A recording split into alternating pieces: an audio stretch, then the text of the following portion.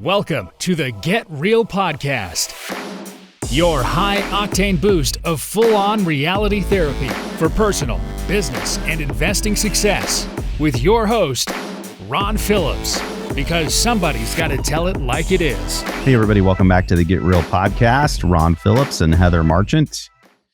Good day. Heather is back from some amazing girls' camp. Fresh from girls' camp. So fresh. Oh man, tired. So Heather's tired and she texts me. I was on the boat and she texts me, we need to record a podcast. I'm like, Well, anyway, you got Heather fresh from girls' camp. You got Ron literally fresh off the boat. Mm-hmm. And both of us sweaty, a little bit tired today. For anybody who is watching this, my eyes are just have big bags underneath them. I found out that teenage girls, my daughter's not this way and she was up there, but teenage girls like to stay up late and mostly talk about boys and most embarrassing moments is what I discovered. And I finally had to say, it's late, guys. And the girls said, do you hear that tone? And then they all went to bed. Oh, the teenager is gone out of Heather, everybody. Yes. Yeah, yes. Me too. I don't have a tone with anybody anymore. I just like, hey, I'm out. Y'all do whatever you're going to do, but Ron is going to bed. So. Oh, that's really funny, Ron, because I shared a cabin with 20 people in one room. So. Yeah, I kicked them out. Go outside. It's 45 degrees out there. Then that'll be a short conversation. But it was really fun. I learned a lot about the importance of having a good influence on teenagers. They're 12 to 17 or up there. And man, just they're looking for some good guidance and some mentors. And that was really cool and powerful. Yeah, for sure. Speaking of, you got to have good influence in our lives as we are adults, seniors, doesn't matter. Yep. Always got to have them in our lives. So choose wisely. I think I said this before, Heather, but I'll reiterate that most people have heard that you are a composition of the 5 closest people you hang out with, but not just them, because they are being influenced by 5 as well. So choose your friends wisely and key in on the friends they have too. Yeah. Friends of the friends are also important. Exactly. Super good. I think one thing that struck me for those that listened to the podcast with Murphy, so recorded a podcast with one of our clients named Hope, and her husband reached out to me and I just loved it. He talked about the confidence that he's seen in his wife. Hope talked about that on the podcast, so it's not necessarily new. But from the outside, having her husband watch the influence that investing in real estate has made on her level of confidence from a spouse perspective was really cool. And he was super excited that she was on the podcast and how that pushed her outside of her comfort zone. And I was like, man, I told him that our company, is it our motto? Is that what it's called, Ron? Shoot. Our purpose. Purpose. Thank you. Our purpose is through service, we build people. And I told him that. I said, man, it's so much bigger than just selling rental properties for us. It's building individuals. We help build investors. We build people on our team. We build people that we work with throughout the transaction, because there's dozens of those that are impacted on every transaction. And it's a focus we have as a team. Yeah. And I think, it's really cool to be able to show it because it's an impressive thing to see. And so I think we've shied away from it on the show just because we can't really show it on the podcast. But we can describe what it does. And I think it was a really good idea you had, Heather, to just get on and describe it because it's so powerful when you can actually see what your assets can do over not even really that long, but a certain period of time, whatever period of time you want. And I don't know that I've said this on the show, but I'm writing a book called You're Wealthier Than You Think. And this kind of keys into the same thing. It's expanding people's thought pattern enough to know, okay, I have a certain amount of assets. Now, what can I do with those that's going to maximize those assets so that they can grow wealth and so that I can be comfortable, but also so that I can leave a legacy, part of a legacy, because financial is only part. And I think it all stems around the wealth plan, all of it. Yes, I agree. I think that when people initially reach out to us, they come to us from an angle of, I've heard real estate's really great. I have friends that have bought real estate. I had, my parents owned real estate, or I've, seen the influence of real estate in someone else's life. And I'm interested to do it myself. And when they initially talk to us and we're looking at, well, what is a wealth plan? And let's build this wealth plan out for you. It's so cool because we're able to really build out a framework and help kind of bring it into one concise place of, okay, you have $100,000 to work with today. And maybe you're in your 30s, right? And you want to retire by the time you're 50. And a lot of people say to me, well, I don't necessarily want to retire, but I want to be able to retire if I want to. And so that's an answer I'm hearing a lot more than I used to, I feel like. Just having flexibility and being able to choose what they actually want to do. So somebody told me, I think I heard it in a presentation. I don't know who to attribute this to, but they said it's no longer retirement, it's rewirement. And I like that. That's kind of how I feel about it. I don't know that I want to retire necessarily, but I also don't want to work like an animal either. Yeah. And I don't want to do what I want to do with whom I want to do it. And as often or not often as I would like to do it. Yes. But sometimes podcasts can get in the way of my boating. And I don't like that necessarily. But you can see where you guys all rate and where Heather rates, because Heather said we need a podcast. And, here I am. Here I am. Well, I think it's super powerful, that rewirement, because maybe the rewirement is I'm cutting back at work. Maybe it's my spouse is quitting their job. Maybe it's I'm going to be able to have like an flexibility to volunteer. I've had a lot of people say that. Like, I want to be able to give back more, and work prevents that. Or do some other kind of work that you were scared to do because you didn't want to make the leap, but now you can because you have the flexibility to be able to do it. Yes. Or open your own business, or, the list goes on. Yes. Yes. But I often have to mention those ideas to people, Ron, because I feel like our brains are just so focused, and have been probably focused our whole lives on, well, you work and then you retire and you sit on your front porch in the rocking chair, that's what retirement is. Die. Till you die. You rock until you die. And I think that's part of there's the medical piece to this, but I think people are living longer lives because there's a lot more to live their lives for, and the medical stuff, right? But I think it's pretty proven, if you don't have anything to live for, you don't live as long as people who are driven to do something. Mm-hmm. So whatever that something is, that's all personal, but I'm not even halfway done yet. So, and I'm pretty sure they're going to come out with some really cool new technological advances in the medical world over the next 50 years. I'm going to be like 2 years left, and I'm like, nope, now you got 25 more, Ron. Like, yes, 25 more. We do live in a cool time in the world's history, for sure.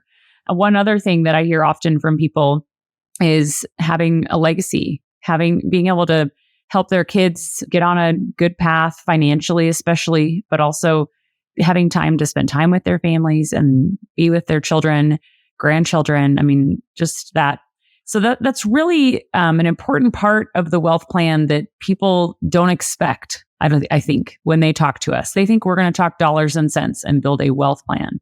And I would say, yes, we will. However, I would say a good 20% is understanding why you're doing this. Like, what is the purpose of this, and helping people really get to the core of why they're doing it.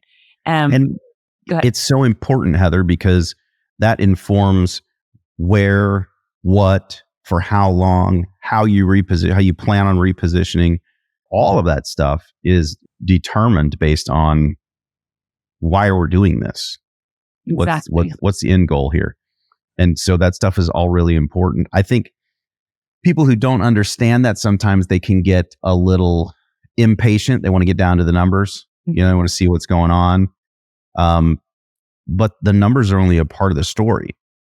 And it's funny because in my book, I think the first 3 chapters of the book, we don't even start talking about returns yet, right? It's because it's the same thing. It's, look, all this other stuff is the most important piece. If you can get all this stuff right, the actual dollars and cents of the wealth plan piece is pretty easy.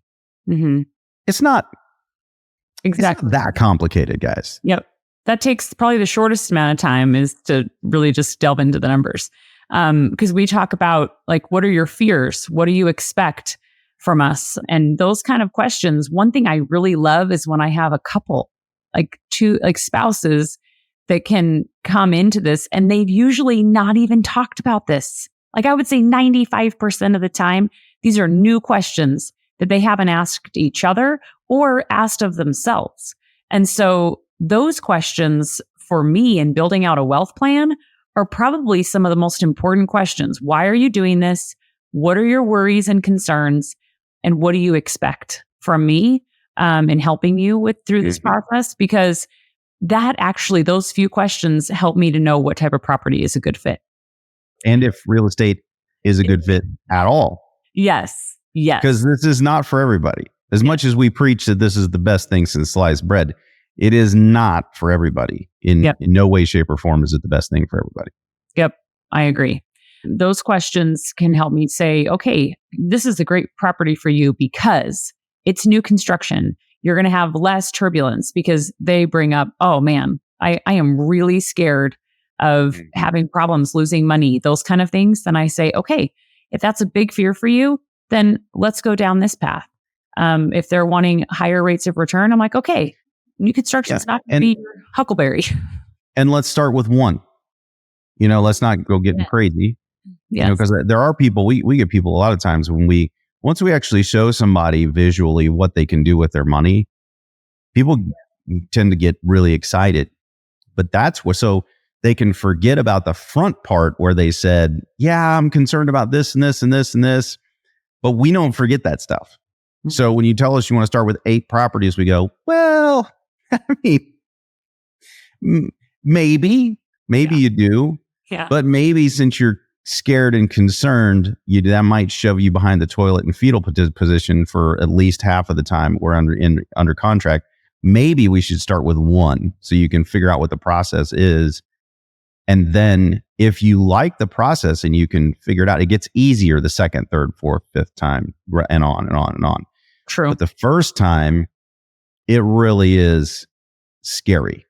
Yeah. It really is scary. No, I agree. And I think that customized part of the wealth plan comes from that conversation that's unexpected, is where we're able to really dive into why we're doing this and be able to make recommendations. So we also spend a good amount of time in the wealth plan talking about how we work and who we are. So we don't have to have this be a mystery or a secret, so we can go over it. So that we have an internal project management team that we help people purchase rental property, and then we walk them through the transaction itself and the paperwork. We have internal customer service. So once they close on the property, we don't go away. However, their property manager is their first point of contact. That is something I always have to go over because it's a little confusing and how we're involved. If we're walking them through the process and we're there after closing, then what does that mean? And so I get into that nitty gritty quite a bit because that's to help them become self-sufficient. Yes. And we would be a third wheel if they came to us and then we went to the property manager and then went back to them. That would be a waste of time and not effective. So we are involved when clients feel stuck. They need a second opinion.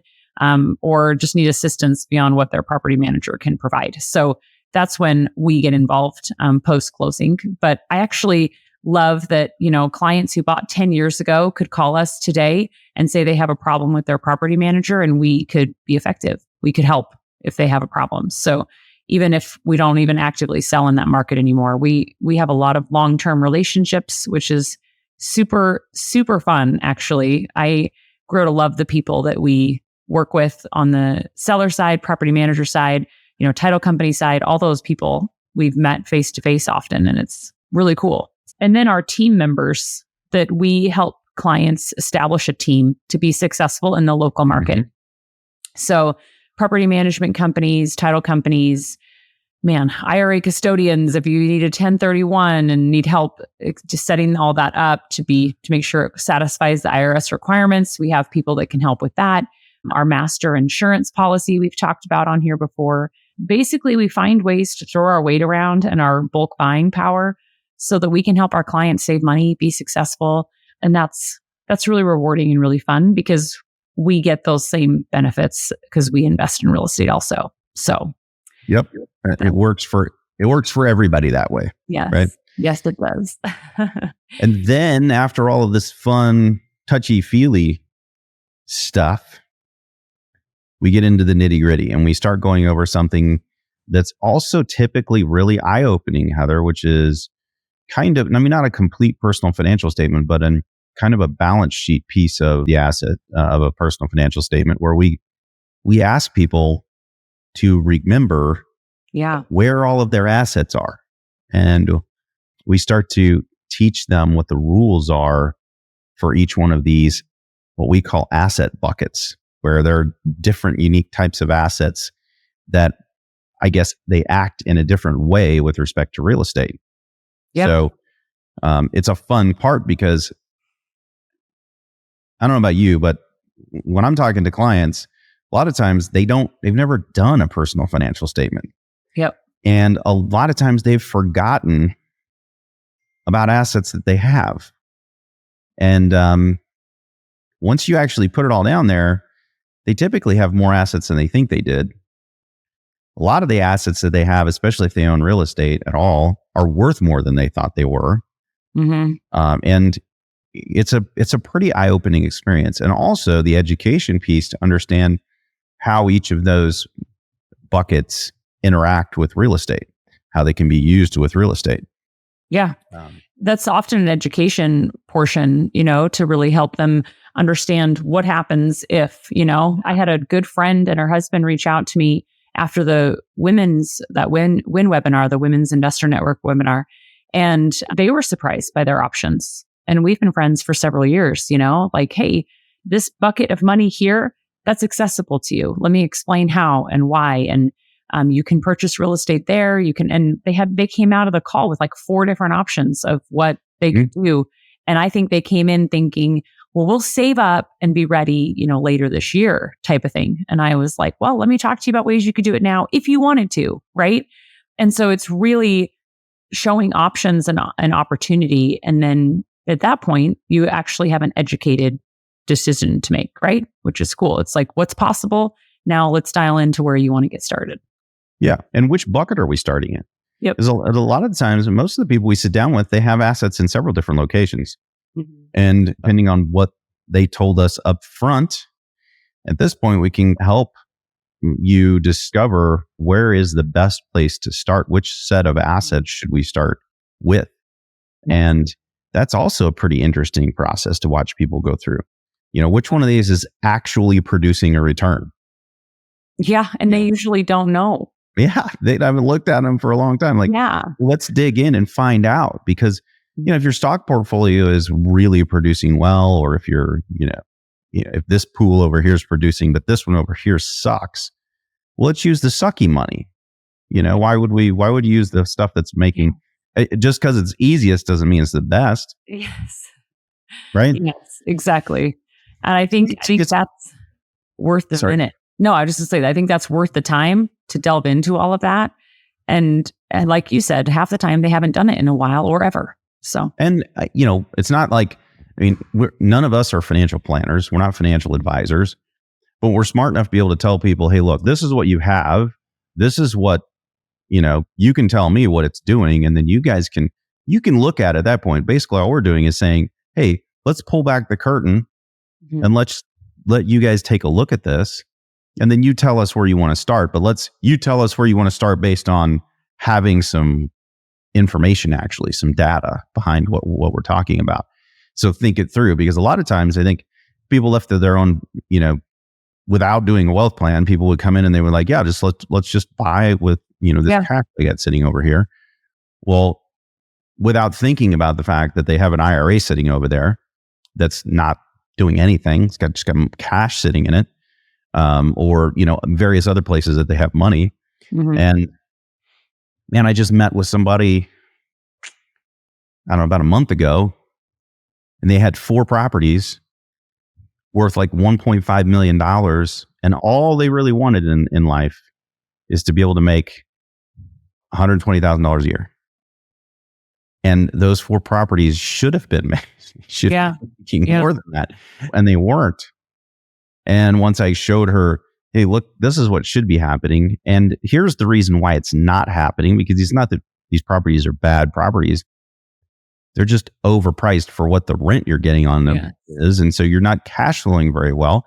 And if your goal is cash flow, then we can trade this stuff out and get you the cash flow you need right now. Like within 60 to 90 days, you'll have 120 coming in.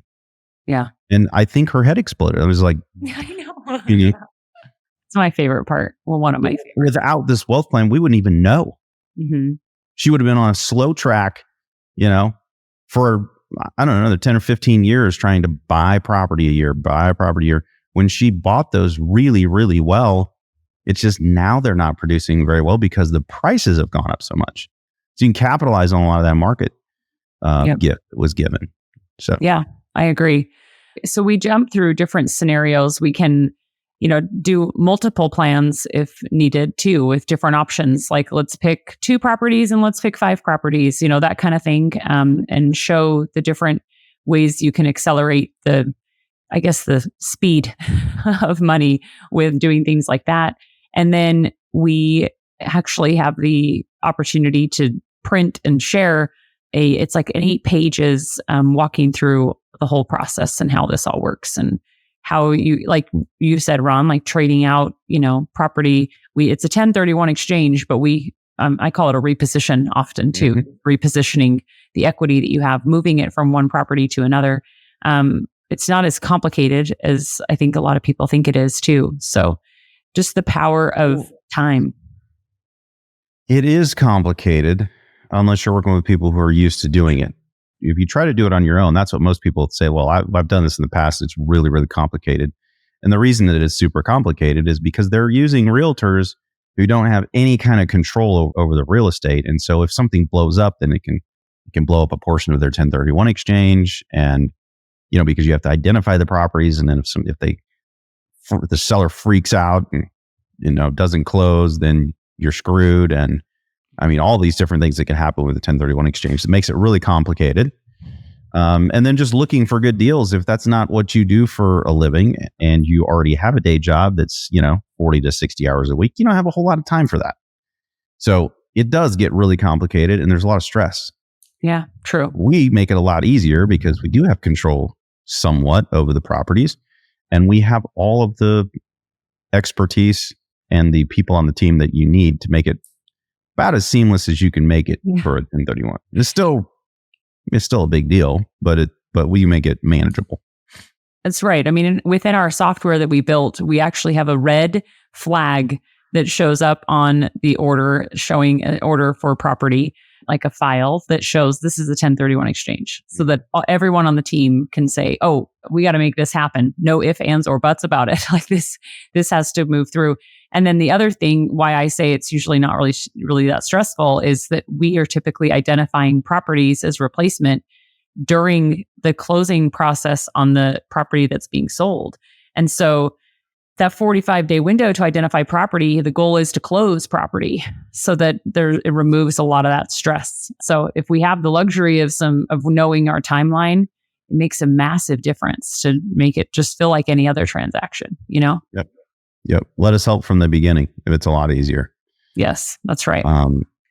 That's really the power of the wealth plan. It's taking advantage of leverage, which we've talked about on this show multiple times, but it's leveraging the time, talents, abilities of a large team that's already structured, set up, and ready to go for exactly what you're trying to accomplish.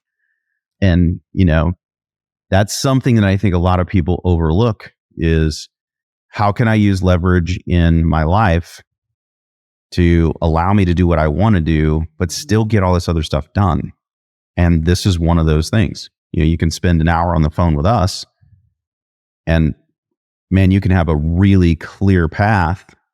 And then, oh, by the way, we have a team who can help you execute that path with literally everybody you could possibly need. From attorneys, CPAs, 1031 accommodators, self-directed IRA companies, you name it. Whoever you need, we know them. And we use the very best. Yeah. So we've had clients that come to us and they want to sell property in a market that we don't have relationships in. And all it takes is reaching out in our network, right? And finding good people, good agents to work with to help clients sell, things like that we will go the extra mile to try to figure that out, because we know that when our clients are working with good people, they can execute their plan better, versus looking someone up on Google. So we're all about that. For sure. So if you've never had a wealth plan and you would like one, just reach out.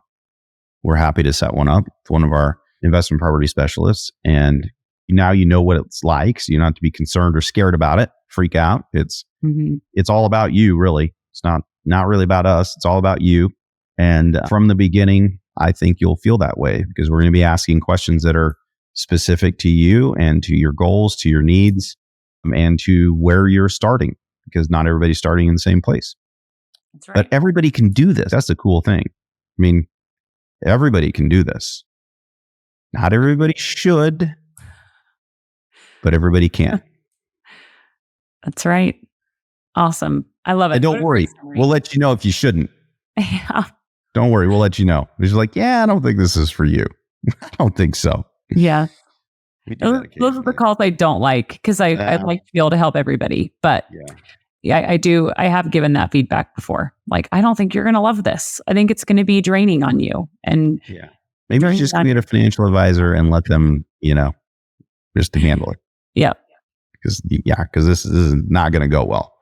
It's a very, very small amount of people, but it does happen. So awesome.